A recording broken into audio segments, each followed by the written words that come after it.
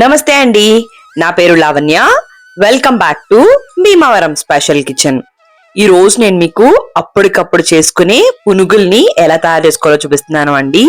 సాధారణంగా పునుగులు చేసుకోవాలనుకుంటే ముందు మనం పిండిని నానబెట్టుకోవాలి, లేదంటే పప్పును నానబెట్టుకుని రుబ్బుకుని చాలా ప్రాసెస్ చేసుకోవాలి కదండి. వర్షం పడుతున్నప్పుడు లేదంటే ఎప్పుడైనా సడన్ గా ఏదైనా తినాలనిపించినప్పుడు ఇన్స్టెంట్ గా వీటిని తయారు చేసుకోవచ్చు. అలా అని పెద్ద కష్టమేమీ కాదండి, చాలా ఈజీగా వీటిని తయారు చేసుకోవచ్చు. బ్యాచిలర్స్ అయినా అప్పుడే వంట నేర్చుకునే ఎవరైనా కూడా చాలా చాలా పర్ఫెక్ట్ గా చేస్తారు. మరి దీని ప్రాసెస్ ఏంటో చూసేద్దామా. ప్రాసెస్ లోకి వెళ్లే ముందు ఒక లైక్ ఇచ్చి అలానే హై పాయింట్స్ కూడా ఇవ్వండి. ముందుగా ఒక మిక్సింగ్ బౌల్ లోకి 1 కప్పు వరకు కూడా అటుకుల్ని వేసుకుని దీంట్లోకి నీళ్ళని పోసుకుని కనీసం ఒక 2-3 సార్లు శుభ్రంగా కడుక్కోవాలండి. ఎందుకంటే అటుకుల్లో చాలా మురుకుంటుంది కాబట్టి కొంచెం తెల్లగా వచ్చేంత వరకు కూడా వీటిని ఒక 2-3 సార్లు కడుక్కుని ఒక 10 నిమిషాల పాటు ఇలా పక్కకు పెడితే ఎక్స్ట్రా వాటర్ ఏమైనా ఉంటే డ్రైన్ అయిపోతుంది. అలానే అటుకులు కూడా స్మూత్ గా మెత్తగా అయిపోతాయండి.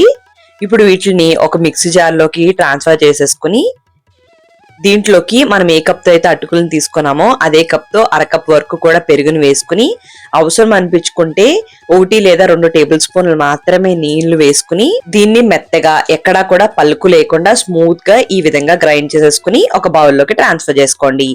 ఇప్పుడు దీంట్లోకి ఒక 1/2 కప్ వరకు కూడా మైదా పిండిని వేసుకోండి. కావాలనుకుంటే గోధుమ పిండిని కూడా వాడుకోవచ్చు. అలానే దీంట్లోకి తగినంత ఉప్పు, ఒక 1/2 టీ స్పూన్ దాకా కూడా జీలకర్రని వేసుకుని అంతా కూడా కలిసేంత వరకు కూడా బాగా కలుపుకోండి. ఉల్లిపాయలు, పచ్చిమిరపకాయలు, కొత్తిమీర, కరివేపాకు, అల్లం ఇవన్నీ పూర్తిగా ఆప్షనల్ అండి. నేను చల్ల పునుగుల స్టైల్లో ఈవినింగ్ చేస్తున్నాను కాబట్టి ఈ విధంగా నేను ఉప్పు, జీలకర్ర మాత్రమే వేశాను.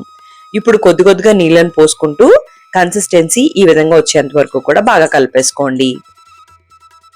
కన్సిస్టెన్సీ పల్చగా ఉండకూడదండి. ఇప్పుడు దీన్ని కనీసం ఒక 5-6 నిమిషాల పాటు చూపిస్తున్న విధంగా బాగా కలుపుకుంటే పిండి చాలా స్మూత్ అవుతుంది. అలానే పునుగులు ఫ్లఫీగా చాలా చాలా పర్ఫెక్ట్ గా వస్తాయి అన్నమాట. బాగా కలుపుకున్న తర్వాత మూత పెట్టుకుని ఒక్క 10 నిమిషాల పాటు పక్కకు పెట్టుకోండి. 10 నిమిషాలు అయిన తర్వాత దీంట్లోకి ఒక 1/2 టీ స్పూన్ వరకు కూడా సోడాని వేసుకోండి, వంట సోడాని. అలానే కొన్ని నీళ్ళని పోసుకుని ఈ వంట సోడా పిండిలోకి కలిసేంత వరకు కూడా మరొక్కసారి బాగా కలిపేసుకోండి. కలుపుతున్నప్పుడు చూపిస్తున్న విధంగా ఇలా బాగా కలుపుకుంటే గనక సోడా అనేది బాగా లోపలికి కలిసి మన పునుగులు అనేవి చాలా పొంగుతూ చాలా పర్ఫెక్ట్ గా వస్తాయి అన్నమాట. ఒక్కసారి కన్సిస్టెన్సీని అబ్జర్వ్ చేయండి.